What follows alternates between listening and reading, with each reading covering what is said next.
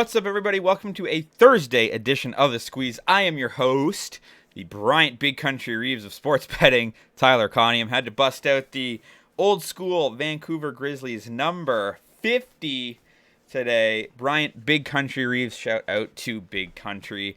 Lots of NBA action. The NHL is on the All-Star break, which means we have some slim pickings. I was thinking about, do I just do 2 bets? Do I try to stick it with 3? You know, we're sort of in the dog days of winter where there's no NFL, there's no college football. I'm not good at college basketball, so I don't even bother trying with that.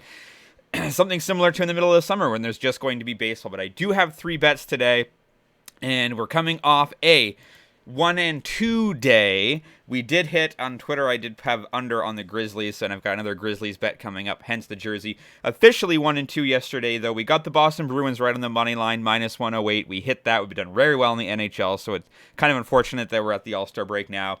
And then Houston beat Oklahoma City. We had the Thunder there. I don't know how Houston won that game. And then the Warriors and Timberwolves went over 238.5. I was watching the first half of this game. Golden State scored 71 points in the first half, only scored 43 the rest of the way. And that went into overtime. So a bummer there. We do not hit the over. If you do follow me on Twitter, we did hit the over in Atlanta and Phoenix, and we did hit the under in Portland and Memphis. So all things considered, down 1.1 unit going into Thursday. 3 bets for you today, all in the NBA. Let's start with the Grizzlies. They are now in Cleveland. We took the under yesterday as a side bet. We're going to take the under today as an official bet. They are in Cleveland to face the 31-22 Cavaliers, who are 21-6 at home. Grizzlies are 11-15 on the road. To the under this season, Memphis is 27-24. Cleveland is 29-24. So these are 2 under teams. The total I have is 223.5 or minus 110 at Bet365. 223 does seem a little bit low, but when you look at the way these 2 teams are playing, Memphis under 7-0 in their last 7. 7-0 in their last 7 after allowing 100 or more points. Under is 5-0 in their last 5 games following an ATS loss. Under is 7-0 in their last 7 when their opponent allows 100 points or more in their previous game. Then you look at Cleveland. Under 5-1 in their last 6 overall. Under 5-1 in their last 6 when their opponent allows 100 or more points. Under 5-1 in their last 6 when their opponent scores over 100 points.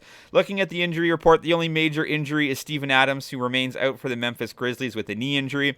Memphis played last night. It was a 122-112 loss to Portland. They hop on a plane from Memphis to Cleveland. It's not a long flight, so they should be, they're not going to be completely gassed, but their starters played heavy minutes last night. When you look at Ja Morant, he played 34 minutes, Bane 25, you had Brooks play 38, Jackson Jr. played 33. These guys are going to be a little bit tired. Cleveland hasn't played in a couple of days, and Cleveland is a hell of an under team. They have the first ranked defense in the National Basketball Association. When you look at recent totals for Memphis, 238 under, 242 way under, 236 way under, 245 went under, 244, 232, 244. All those games went under. But okay, you're saying, well, this one is only 223, but then you look at Cleveland, 211 under, 214 under, 221 under, 216 under, 221 under.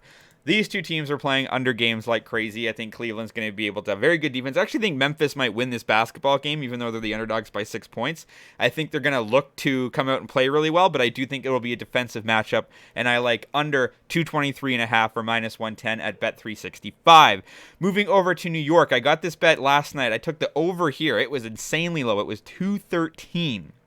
I took the over for minus 110 at Bet365. The line has moved to 214.5 now. I still like the over total here. Miami, who's in town, comes into this 29-23 to the over. Knicks are 29-23 to the under, but the Knicks are 28-23 to the over. And again, 213. Think of how low 213 is. When you look at recent games with Miami, they did go under, but then 224 over, 218 over. Over is 5-1 in the Heat's last 6 Thursday games with New York.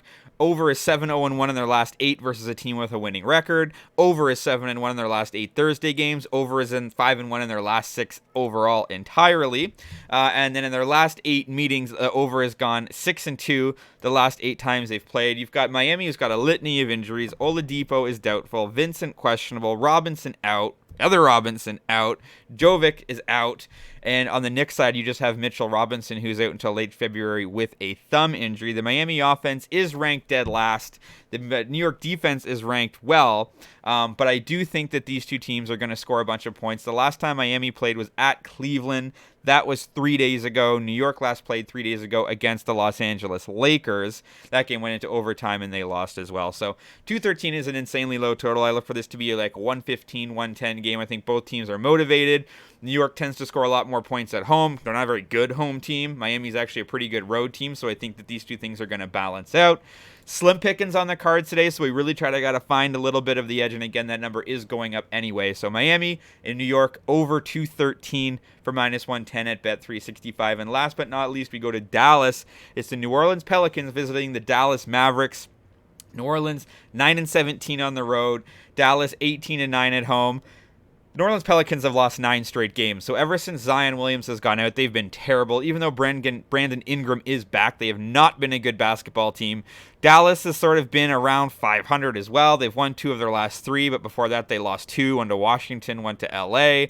I think that Dallas is going to get it done. I got them at minus 4.5. This is minus 110 at Bet365. Doncic is playing tonight. That's really all you need to know about Dallas. Is he or is he not playing? If he is, you're good. If he's not, well, maybe not.